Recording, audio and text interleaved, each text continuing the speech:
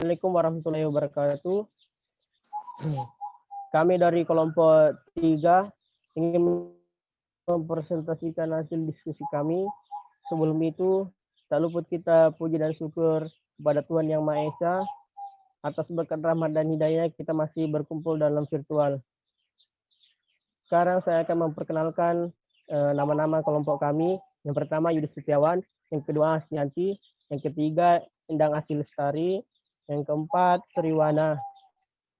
Saya akan membacakan materi yang pertama, yaitu identitas pencaksilat. Pencaksilat merupakan bagian dari budaya bangsa Indonesia yang bernilai luhur. Nilai luhur pencaksilat terkandung dalam jati dirinya yang meliputi 3 hal pokok sebagai satu kesatuan, yaitu yang pertama, budaya Indonesia sebagai asal dan coraknya. Yang kedua, filsafah budi pekerti luhur sebagai jiwa dan sumber motivasi penggunanya. Yang ketiga, pembinaan mental spiritual atas budi pekerti bela diri, seni, dan olahraga sebagai aspek-aspek integral dan substansi. Pencaksilat adalah permainan keahlian yang mempertahankan diri dengan kepandaian menangkis, mengelak, dan sebagainya. Sedangkan silat adalah kepandaian berkelahi dengan ketangkasan, menyerang, dan membela diri. Pencaksilat asli original ialah pencaksilat yang berasal dari lokal dan masyarakat etnis di Indonesia. Pencaksilat bukan asli yang sebagian berasal dari kungfu, taijutsu, dan bela diri asing lainnya yang tergabung dengan nama peraturan AD dan ART disesuaikan dengan IPSI. Selanjutnya materi akan dibacakan oleh Hasyanti.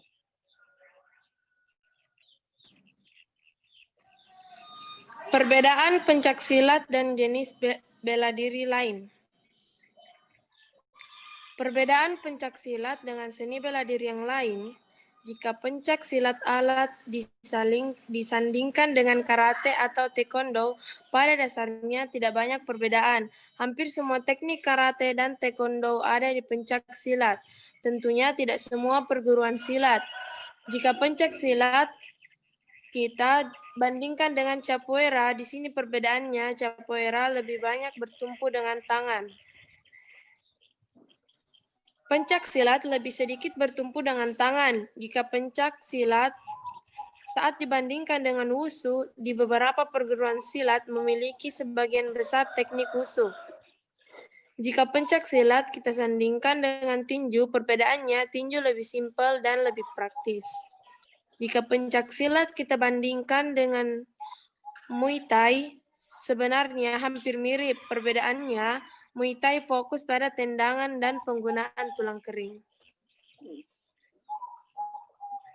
Maka secara mendasar sebenarnya jika dilihat dari tekniknya, pencak silat dengan bela diri yang lain tidak banyak memiliki perbedaan. Perbedaan pencak silat dengan bela diri yang lain dapat kita lihat dari intensnya perkelahian antara anggota pencak silat yang berbeda perguruan, di mana hal ini jarang kita dengar terjadi pada taekwondo, karate, muay thai, dan tinju lain sebagainya.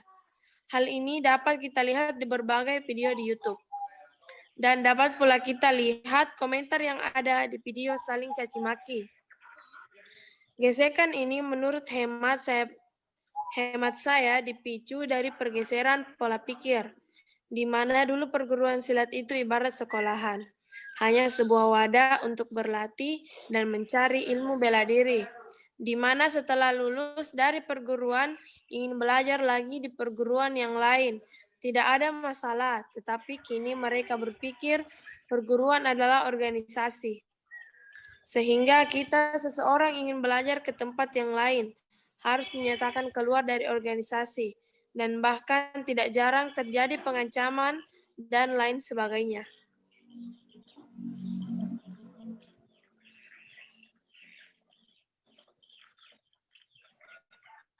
Ya oke, selanjutnya materinya dibacakan oleh Endang. nilai-nilai jati dari pencaksilat. Yang pertama yaitu pencaksilat adalah sistem bela diri yang mempunyai 4 nilai sebagai satu kesatuan, yakni nilai etis, teknis, estetis, dan atletis. Nilai etis adalah nilai budi pekerti, luhur atau nilai kesusilaan pencaksilat berdasarkan papakem disiplin atau aturan. Etika yang di dalamnya secara empiris terkandung nilai agama, nilai sosial budaya, dan nilai-nilai moral yang dijunjung tinggi oleh masyarakat. Nilai teknis adalah nilai kedayagunaan pencaksilat ditinjau dari kebutuhan dan kepentingan bela diri berdasarkan papakem logika, disiplin atau pemikiran matang. Nilai estetis adalah nilai keindahan pencaksilat berdasarkan papakem estetika, disiplin atau menghargai keindahan. Nilai atletis adalah nilai keolahragaan berdasarkan papakem atletis, disiplin atau aturan keolahragaan. Keempat, nilai-nilai tersebut sangat berkaitan erat dengan cita-cita sosial dan cita-cita moral individual di kalangan masyarakat rumpun Melayu. Nilai-nilai etis dan teknis mengacu pada pemenuhan kebutuhan dan kepentingan akan keamanan. Sedangkan nilai-nilai estetis dan atletis mengacu pada pemenuhan kebutuhan dan kepentingan akan kesejahteraan. Keduanya meliputi segi jasmania dan rohania dan keistimewaan pencaksilat bersumber dan budaya masyarakat rumpun. Ya, selanjutnya materi akan dibacakan oleh Sriwana. Saya akan melanjutkan materi dari Endang, yaitu jati diri pencaksilat. Jati diri pencaksilat adalah totalitas kedirian, corak jiwa, sifat, dan watak sejati yang melekat pada pencaksilat, serta memberikan keunikan pada pencaksilat. Jati diri pencaksilat meliputi 3 hal pokok sebagai satu kesatuan, yakni budaya masyarakat rumpun Melayu sebagai sumber asal dan sumber corak pencaksilat. 2. Falsafat budi pekerti luhur sebagai jiwa dan sumber motivasi penggunaan pencaksilat. 3. Substansi pencaksilat yang mempunyai 4 aspek sebagai satu kesatuan. Ketiga hal yang merupakan satu kesatuan tersebut bersifat saling terikat, saling mendukung, dan saling memberikan makna, serta saling menjiwai dan dijiwai. Dalam hubungan ini, dapat dikatakan bahwa masyarakat rumpun Melayu menjiwai falsafat budi pekerti luhur dan substansi pencaksilat dengan 4 aspeknya. Falsafah budi pekerti luhur dijiwai oleh budaya masyarakat rumpun Melayu dan menjiwai substansi pencaksilat dengan 4 aspeknya, dijiwai oleh budaya masyarakat rumpun Melayu dan falsafah budi pekerti luhur. Ya, oke. Dari materi paparan di atas dapat kita simpulkan pencaksilat merupakan bagian dari budaya bangsa Indonesia yang bernilai luhur. Dan nilai luhur pencaksilat terkandung dalam jati diri yang meliputi 3 hal pokok sebagai satu kesatuan, yaitu yang pertama, budaya Indonesia sebagai asal dan coraknya. Kedua, falsafah budi pekerti luhur sebagai jiwa dan sumber motivasi penggunanya.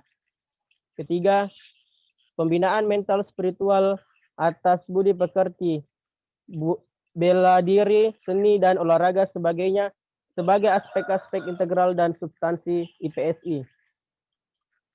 Sekian dari kelompok kami. Kami akhiri dengan ucapan Wallahu muwaffiq ila aqwamit thoriq. Assalamualaikum warahmatullahi wabarakatuh.